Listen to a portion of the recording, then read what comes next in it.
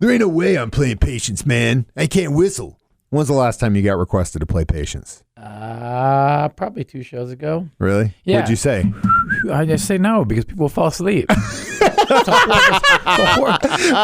It's a good song for chilling at home. Bad song for rocking out with a bunch of people. Man, only hits, man. Only things we'll play the hits, man. Only things that get the shirts ripped off and thrown on stage. That's what I'm talking With that, welcome to our are we on? podcast/show. You guys got to tell me when we're on the air. I like doing it just to surprise you. That's where we get most of our best stuff. We should just turn the mic on, and as long as we got the edit button going, I think we can do whatever we want. That's what this show's about. Dark Side of the Stream. Dark Side of the Stream, we're back. 3rd episode. Hopefully you at home listened to this documentary or watched it because there's a lot of spoilers. Yeah, we're going to talk a lot about it. The story is so amazing that if you... I hope you watched it. Just like what we do with Rip It Apart Wednesday, we take turns picking, and this was Jay's selection. This was my pick of a documentary. 2012 British, Swedish, Finnish documentary. Oh, are we taking turns on this? Sugarman. Yeah, you're next, bud. Did I know that? Yeah, you got an hour to sit here and talk, but at the same time think about what you want us to watch next. I didn't know that I was supposed to prepare like that. I'm sure you've seen a documentary that you want us to watch. We'll play a song, give you a gosh, I don't know. Don't. Just think about that while we talk about this. We're talking about Searching for Sugarman. Okay. It's an amazing feel-good documentary, music documentary. Mm-hmm. Right? Usually I watch the dark stuff, but this one I was like, I'm stumbling I need to change. First of all, I go harvesting through the documentary sections of all the streaming services. I go, what's this? And I go, Harvest. I don't know what this is. I'm going to click it. I click it. This one sucks me in, and it's just amazing. And the ending it's incredible. It's a great story. It's a great story, especially all of us in this room have been in a band.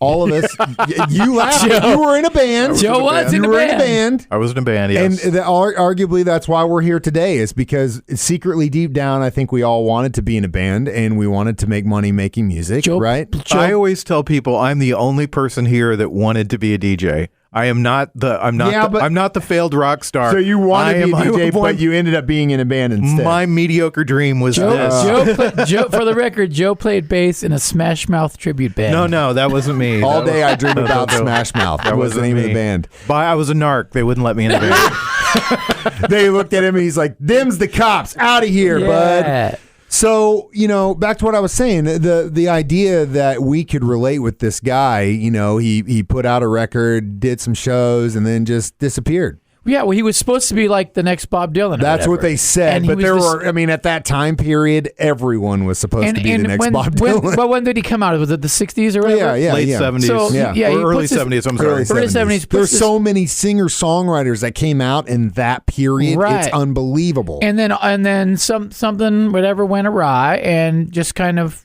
didn't make it to that level and just was working a regular job, living in an apartment, just under the radar, chill.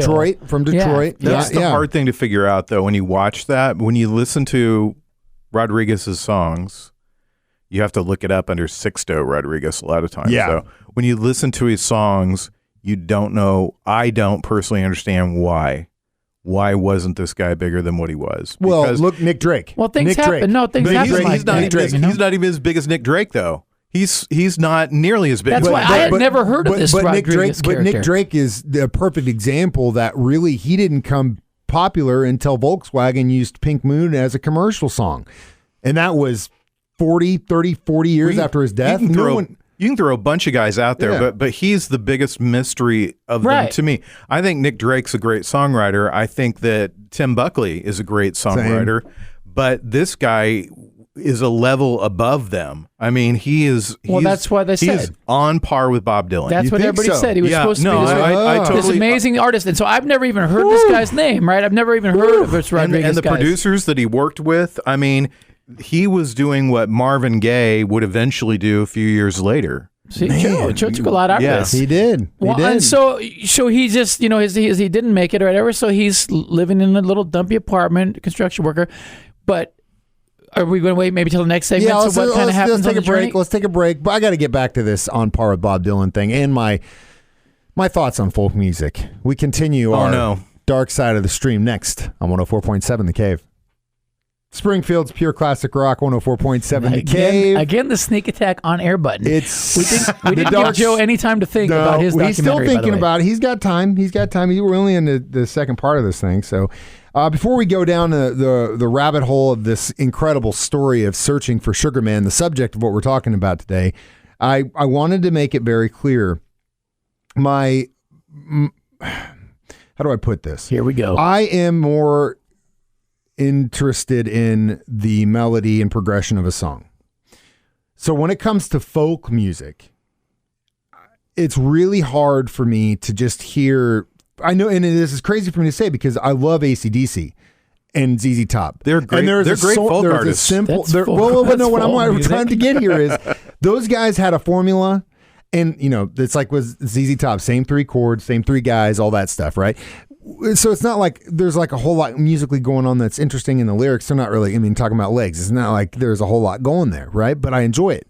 With folk music, it just seems like it's lacking. And when you lean so much onto the lyrics, I'm just like, meh.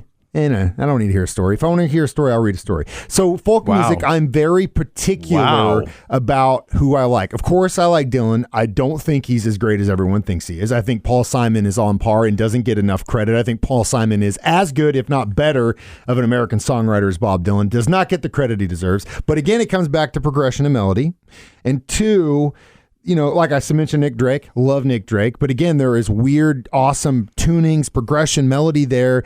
And so there's got to be some element of musicality to the folk music I like. Now, back to what you said about On Par with Bob Dylan. I don't have any reference for this because again, like I said, I think Paul Simon's better in my opinion. So I wouldn't say that. But you think lyrically this guy was on par, if not better than Dylan? I wouldn't say that he was better than Dylan. But on par. But I'd say that he was definitely on par with Dylan. And the producers that he worked with were guys that had worked with Motown people. Detroit. And that's the premise of the documentary, is that he was supposed to be like the next big thing. Yeah, he was supposed to be the next thing. It just didn't pan out. So what happened? Reason. He just didn't make any money and just started working a job, and that was it? I don't know. I don't get it. I guess maybe the label didn't promote it. That's a huge thing. Plenty of things happen like this. Because people believe, there's this belief that Nirvana came out of nowhere and they were big. They were when I worked in radio, when I still work in radio, but when I worked in New Rock Radio, I was there when Nirvana came out, and I can tell you, they spent a crap ton of money, and they spent a crap ton of effort to make that band big. And if a record label gets behind you like that, they rarely fail. There's stories you hear all the time, especially in the 80s when bands were getting signed left and right, like Hollywood bands. The A&R guy loves this band. I'm going to push you guys. Your guys are going to be the next Motley Crue or whatever. That label guy gets fired before the album comes out. Exactly. You're done. Album Nobody gets believes shelved, in you, and that's it. Why did we sign these guys for? These guys suck. You get a different opinion. So those stories happen all the time. Also, even like local band, like the guys from my band, that they had huge record deal, and just fought with the record label, and then next thing you know, nothing gets shelved. So you get no support. So back to this documentary. One thing also that I love is the way it's shot. Like that 8mm kind of feel to it. Yeah. But when I was reading about this before we did this, I didn't know this, but most of it he shot using Super 8.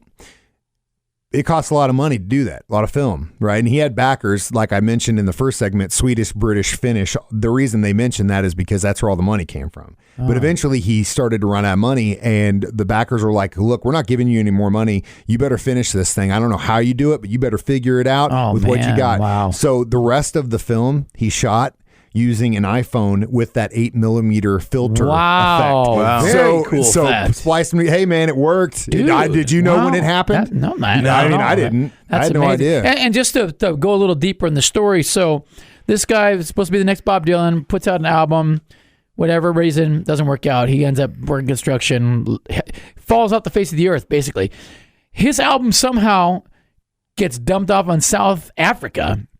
Some radio DJ years later, right? 20 years later, it was the story that they told in the documentary was there was a woman who came to South Africa. She had a copy of the record, and it just got bootlegged and bootlegged and bootlegged and bootlegged, and it became all these years later. It became part of the zeitgeist. They were pressing off of that original copy, right? Yeah. And the rumors were that this guy died on stage, and all these different rumors about what happened to this guy. Nobody knows who he was. Shot himself. Yeah.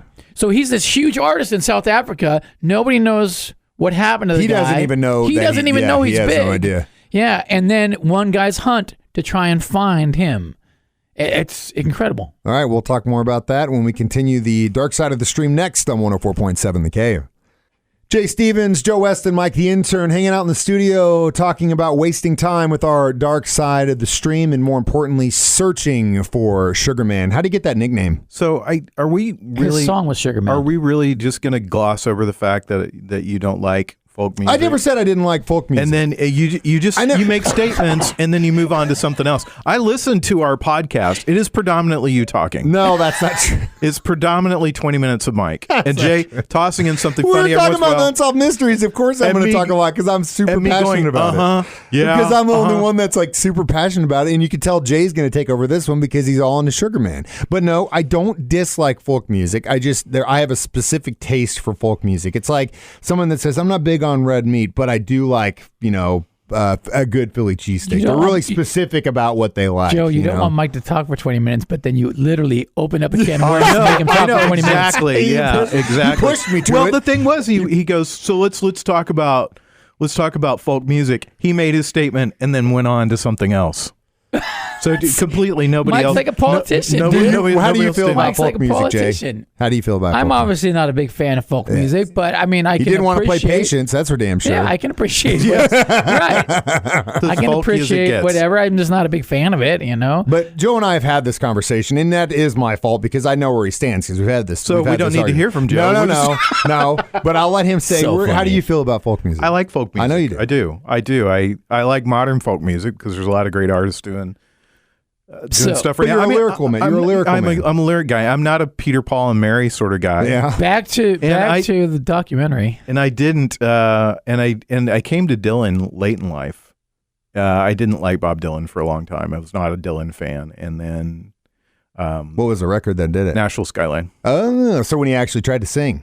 When he stopped smoking and started singing, country record. It's a good record. The funny part is I could not name you one Bob Dylan album. You know that song, Lay Lady Lay? I mean, I've heard a couple of songs. His new album, Rough and Rowdy Ways, is amazing. That's what they say. There's a song on it that I can't stomach it. Why not? Just because I can't deal with it. Back to the documentary. I just can't deal with it. There's a song on it that he's written that is he's trying to create it in the song. He's creating a new version of himself so that he can go on. That has all the knowledge that he has now, but is younger. Man, like a robot. And so it's a really cool song. Maybe he's already done that. We just don't know yet. Elon Musk. How did he get the nickname Sugar Man? He doesn't have the nickname Sugar Man. That's not his nickname. He had a song, Sugar Man. Did you even watch the documentary? Yeah, I saw it. Yeah. Okay, you just so long ago. No, I'm just trying to be. So this guy in South Africa goes on a hunt to try and find what happened to this guy. Is he alive? Is he dead? Whatever. And just like somehow stumbles across the guy's daughter or something in like a chat room or something. Yeah, can we get back to folk music? No, we're going to pull it away. We can't get back to folk music. And long story short, the dude, they find him, and they're like, "You're completely famous," and he thinks that they're full of it. Like, what are you talking about? And they're like, "No, you're like as big as Elvis in South Africa," and so he goes back out there and puts on a concert. You played in California. My best friend Charlie went and saw him. And I guess he continues to go to South Africa and tour now. Tours. Because he sells out huge places. He's making money and doing it. It's kind of like... He is not making money. He is making money, but he's giving it away. Yeah. He lives in the same house that he's lived in for 40 years, which I believe does not have electricity. It doesn't have a telephone. He doesn't have a car. He walks wherever he goes. Just does construction, odd jobs. He does construction. When he comes back, he does construction. They talk to several people. The thing that I loved about the documentary was that he inspired in other people this almost poetic sense of who he is. There was a guy that he'd worked with, and the guy didn't believe that he was this big, right, in South Africa. And he was like, yeah, Rodrigo, whatever, Rodriguez, whatever, yeah, whatever. And then he showed him pictures, and then at the end, the guy was very poetic about who this man was and who he is.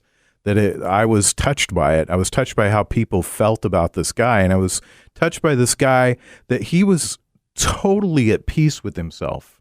I mean, that is something I can't relate to. That's something I think that you guys can't relate to either. What might have been didn't bother him at all.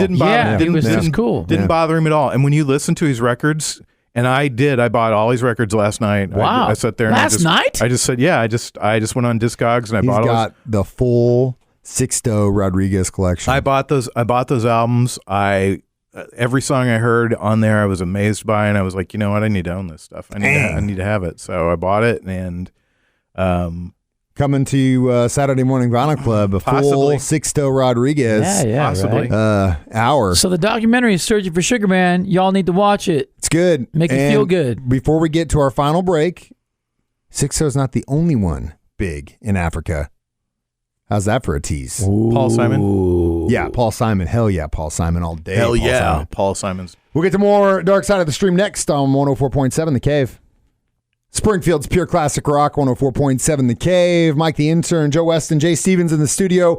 It's the Dark Side of the Stream. It's the Today, exciting conclusion of the Dark Side of the Stream. We've been talking about Searching for Sugar Man. I think we all agree it was a good documentary. Yeah. Yeah, great really story. Great Just an story. amazing feel-good story. That's what I like about it. If you haven't watched it, do it. Hopefully you watched it last week and we didn't ruin anything for you. But again, it was a well put together documentary from the writer and director, pretty much did it by himself. And then, of course, Sixto Rodriguez, the star of it, who is now massively famous in South Africa. Now, as I said before, Drink. Drinks. Hydrate. in a band called Muzzle for a number of years. Now we're into self-promotion. You're actually wearing the shirt today, I know, too. isn't that weird? Yeah, that is weird. I did not plan that. That is but weird. One of my favorite bands to be in. I love playing with those guys. And honestly, if the drummer hadn't moved away, Dylan, we would still be a band. But he did, and life happens. That's the way it goes. We haven't been together really for about 3 or 4 years. In the last couple years, our band page and stuff is still active because we put music out. I mean, we put out like 4 records. He's the new Waiting for Sugar Man. Hey, wait a minute. Searching for about Mike 2 the years Intern. ago, I'm going to make a documentary. I'm going to film with my iPhone right now. About 2 years ago, we started getting messages from some people in Africa. Like at first, I was thinking, this is a spam. You know, like you inherited $1 million. Give me your PayPal or your card information so I can send you good money. deal. But then they started to like increase and like randomly. Love your music, like broken English stuff about the record and the songs and stuff. I don't know how in the world all these people in Africa, but there have been several over the last couple of years that will randomly message us on Facebook or our website and say, we love your music. You guys need to get a new drummer and go play Africa. Go to Africa. Yeah. I know. I'm thinking about it. God, can you imagine? Do it, man. Playing Muzzle in Africa? Do it. I don't know. Maybe one day they'll search out my daughter or son and say, "Hey, Mike the Intern. Are you the guy that plays guitar in Muzzle?" Hell yeah. We'll be there. Yeah. So we all agreed to this. We all liked this documentary. It was all good, feel good documentary. Yep. Searching for Sugar Man. It's on Netflix, I think. No, it is not on Netflix. It's not on. Where's it on? Amazon? Yeah, you do have to. I purchased it, so you guys owe me money. Oh, I thought. No, I think you can find it on Netflix too. No, I looked for it last night. Uh-oh. Oh boy. Well, controversy. Jay. Controversy. Well, we but owe Joe hey, $3. what documentary do you want us to pay Joe, what for are we watching next week? Ken Burns' Civil War. No, God, dude, that's like 100 hours long. It's only 8. The full? Yeah, I think it's 8. The full 8 hours? 8 or 13. Dude, there's no way you're getting Jay to watch. There's no poker. way you can get Jay to watch 8 hours of Civil War. I'll put it on. So you're gonna have to pick something else because You got to pick something else. Come on, some another good documentary. Could be I can't think documentary. I can't think could of be anything. Killing documentary. Killing documentary. Could be true crime. I can't think of anything. You know what? I'll help you out. Oh, I'll help you out. I'll help you out because obviously I pissed him off with the folk song thing. I'll Be Gone in the Dark. Boom. Do you have HBO? I'll Be Gone in the Dark. You have HBO? Yeah, I do. Yep. You have HBO? Yeah, I already watched it. I already watched it too. I've already finished the whole thing. I'll Be Gone in the Dark about the hunt for the Golden State Killer and about the Patton Oswalt's wife. Yeah, She Michelle was McNamara. writing a book about it and just got deep into it. I think it's helped solve perfect too because it just ended. So you got a couple weeks ago. So you have time to finish it. If you don't have HBO, go to your parents' house and watch it. I'll Be Gone in the Dark. Joe's / Mike and Jay's selection for next Dark Side of the Stream, guys. Have a great night and lock your windows.